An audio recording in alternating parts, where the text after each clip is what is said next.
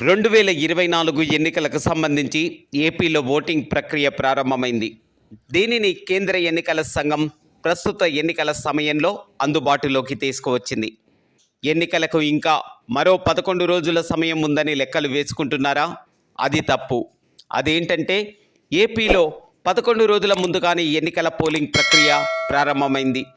అది కూడా గురువారం మధ్యాహ్నం నుండే కావటం గమనార్హం. ఇంటి నుండి బయటకు రాలేని వృద్ధులు, దివ్యాంగుల కోసం ఎన్నికల సంఘం ప్రత్యేక ఏర్పాట్లు చేయటమే దీనికి కారణం. దీనిని కేంద్ర ఎన్నికల సంఘం ప్రస్తుత ఎన్నికల సమయంలో అందుబాటులోకి తీసుకువచ్చింది. దీనిని హోమ్ ఓటింగ్ విధానం కేంద్ర ఎన్నికల సంఘం పేర్కొంది.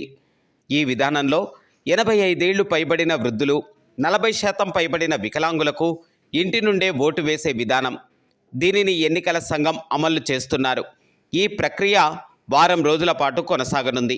రాష్ట్రంలో మొత్తం 7,28,484 మంది హోమ్ ఓటింగ్ కోసం దరఖాస్తు చేసుకున్నారు.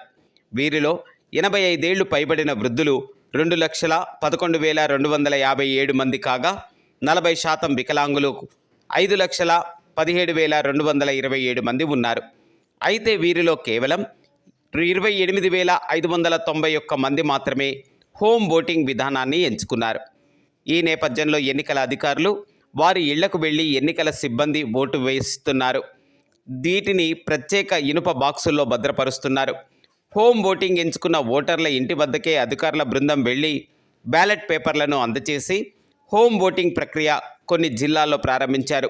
వాస్తవానికి గాజు గ్లాసు గుర్తు కేటాయింపు విషయంలో హైకోర్టులో కేసు దాఖలు కావడంతో ఈ విధానం ప్రక్రియ ఆలస్యమైందని రాష్ట్ర ఎన్నికల సంఘం తెలిపింది. దీంతో కొన్ని జిల్లాల్లో గురువారం నుంచి హోమ్ ఓటింగ్ ప్రక్రియ ప్రారంభమైంది. పలు జిల్లాల ఎన్నికల అధికారులు వారి పరిస్థితులకు అనుగుణంగా హోమ్ ఓటింగ్ షెడ్యూల్ని రూపొందించుకొని అమలు చేస్తున్నారు. ఏది ఏమైనప్పటికీ ఈ హోమ్ ఓటింగ్ ప్రక్రియ మొత్తం ఈ నెల 8వ తేదీ వరకు పూర్తవుతుంది. అనంతరం ప్రధాన ఓటింగ్ ప్రక్రియ 13వ తేదీన జరగనుంది.